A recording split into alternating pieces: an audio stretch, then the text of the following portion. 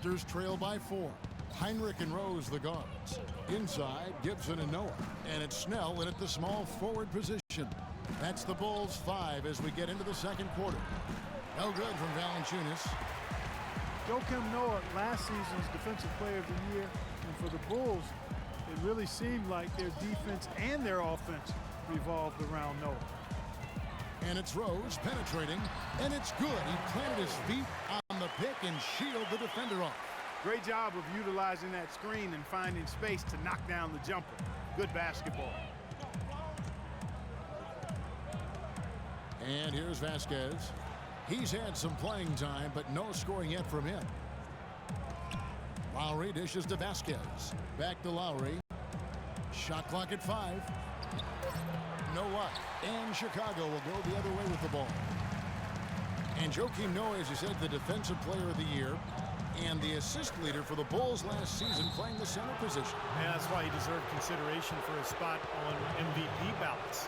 The Bulls, without Rose, they lost Deng, and yet they still continued to win. I thought Noah's play and his inspiration and his desire played a big role in that. Here's what Chicago's going with right now. Pau Gasol is checked in for Gibson, and Dunleavy's subbed in for Kirk Heinrich. And Toronto also making a switch. Johnson's checked in. Outside Lowry. The feed now to Vasquez. Ross on the wing.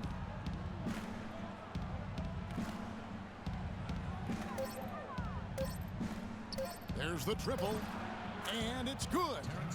Ross has got himself going with the triple, his first basket of the game. I like the offensive awareness to exploit that lack of coverage on that play. Rose with the ball. He's got 6.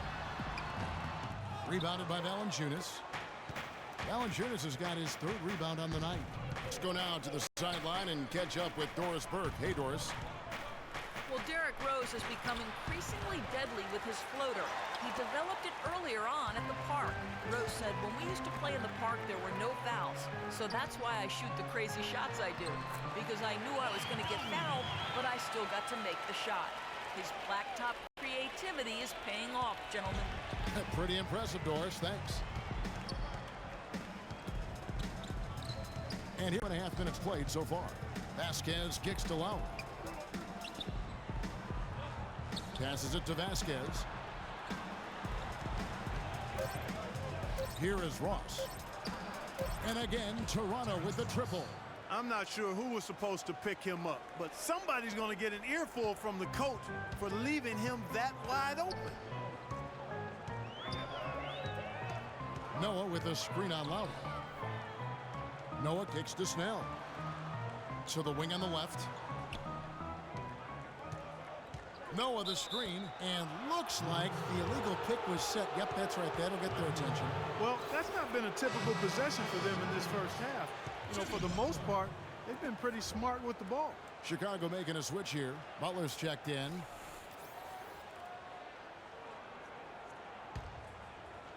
About 3 minutes played so far in the second quarter. And you look at the Bulls, a bit of a different look for them, trading away Deng. They amnesty Carlos Boozer. It seems they're shuffling the deck. No question about it. They bring in the Spanish League MVP and Nikola Mirotic. They've had some good draft choices as well, so a lot of new bodies for the Bulls. The Bulls have gone 2 or 3 from the field here to open the second quarter. Rose with the ball. Lowry picks him up. And stolen by Kyle Lowry. Raptors moving the ball around. Out left to the wing. Vasquez passes to Valanciunas. Takes a shot at the elbow, and the jumper falls for him. Valanciunas has got the game tied up here for the Raptors. Smart. Use that big height advantage. Get the shot off. Well, it's hard to put a big man on him, Steve, that far from the hoop. I mean, he's versatile. Here's Butler. A beautiful reverse layup. Butler's got 8. You know, they've been so effective when they've been able to get the ball inside. Some real shortcomings from this defense. I mean, they've given up 5 straight looks in the paint. Now Vasquez Looking for his first basket still in this one. Lowry kicks to Ross. 6 to shoot. And he gets it to go. And he's shaking off a poor first quarter shooting effort. He's really starting to turn it on now, guys. Chicago calls timeout. Terrence Ross delivering on his promise as a shooter in year 2. His percentage is up in every category, especially beyond the arc.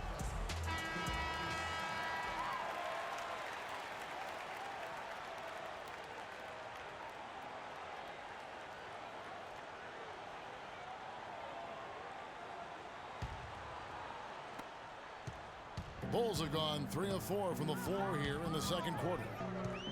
And Ross, boy, he's got a smooth stroke, seems to always be on balance, good feet and fundamentals. And with that 6'7" frame, he's able to shoot and make tough shots over taller defenders.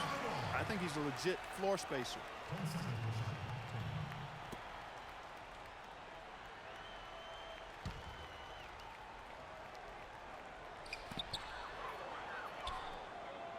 Rose kicks to Butler. 5 on the clock. A baseline J. That one rolling around and rims out. And Terrence Ross, not just a shooter, he's a dynamite athlete. Steve, a devastating finisher in transition. Yeah, still developing his handle, Kevin, in terms of attacking the basket on his own. But if he can develop that, the sky's the limit for him. Lowry drives in and fouled hard that time. He'll get to the line and shoot 2. A career best performance from Kyle Lowry last season, posting best in scoring and assists. A lot of people felt like he was the player most egregiously overlooked when it came to the All-Star game. And Lowry, arguably the Raptors' best player last season. Despite that, Steve, he was the subject of repeated trade rumors. Well, it was such a curious situation for Toronto. On one hand, they were trying to rebuild at the beginning of the season, maybe get a top draft pick, and then all of a sudden they started playing well. In the end, no trade. Lowry becomes their best player, and then, he leads them to a top 3 seed in the playoffs. So it's kind of a strange season. Mirotic is checked in for Noah. Raptors also changing it up. Tyler Hansbrough checked in for Jonas Valanciunas. DeRozan comes in for Ross. And Lewis Williams subbed in for Vasquez. Kyle Lowry, an unrestricted free agent this offseason. Last year playing really well in a contract year. Question is, can he maintain that level of play now with this new deal? Fades and shoots. Gasol missing again. Toronto's gone 2 of 3 when they've stepped beyond the arc in the second quarter. Lowry with the ball, and Rose picks him up defensively. And it's DeRozan missing. And Lowry, one of the more underrated players in the NBA, but he's also gotten into it with coaches in the past 2. Yeah, some locker room concerns. He can rub folks the wrong way, but I tend to always want to give the player the benefit of the doubt in this situation until you know for sure what the issues are. Nothing wrong with a little sandpaper coming from a player that's out there competing. He kicks to Williams. Tries from 10, and it's off the back rim. No good. Chicago trailing here. Outside Rose to the left wing. And Mirotic kicks to Dunleavy. And there's Mirotic on the assist by Dunleavy. Mirotic has got his second basket of the game. For Toronto, they've gone 4 of 10 in the second quarter from the field. Outside Lowry. Butler with the steal. Lowry against Rose. Now here's Butler. He's got 8. At the elbow, it's Gasol. In the corner, it's Dunleavy. 6 on the shot clock. Butler goes in. A tad short, but it's good off the front iron. And now a 3-point Bulls lead. Raptors shooting here about 46% for the game. Johnson sets the screen for Lowry. Outside DeRozan. Shoots from the high post. Rebound by the Bulls. Gasol's got his 4th rebound with that last one here tonight. Rose attacking. Rebound by Williams. You'd expect him to nail that one being that close to the hoop. Well, you allow them to get right to the rim like that. That's your only option. Yeah, I think you got to foul them, and free throws are better than a layup.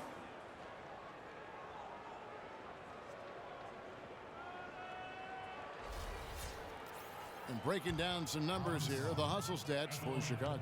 They've come out in attack mode defensively, applying pressure and stealing the ball repeatedly.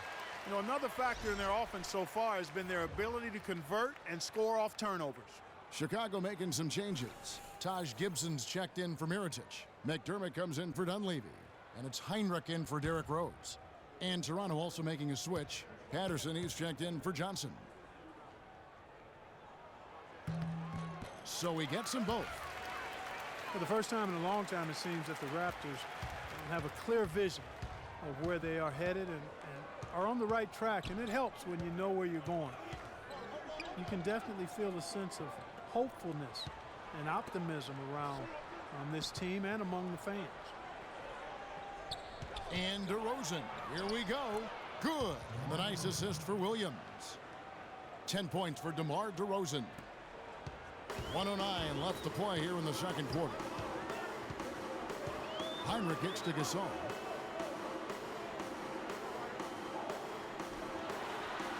And he gets it to go. Gasol's got 8 points. Well, if you were to say the Raptors weren't good before last year, that's not the case at all. They just seem to be stuck where they were. Yeah, and often in the NBA, it's a lot worse to be stuck in a place than it is to be bad. You don't have a chance to bounce forward if you're stuck. When you're bad, you do get a chance to improve through the draft. And last year, the Raptors improved, and they've got a bright future. Clock is at 3. The drive by Lowry. Can't cash in on the 10-foot jumper. Rebounds are split just about down the middle in this game, Clark. I'd venture to guess whichever team is able to maintain that energy level on the glass will have the upper hand the rest of the way. It's 9 seconds separating the shot clock and game clock. Here's Gasol. It's hauled in by the Raptors. The defense better not make a habit of giving him that shot. I mean, he doesn't miss many of them. Outside Lowry. Again, the miss by Lowry.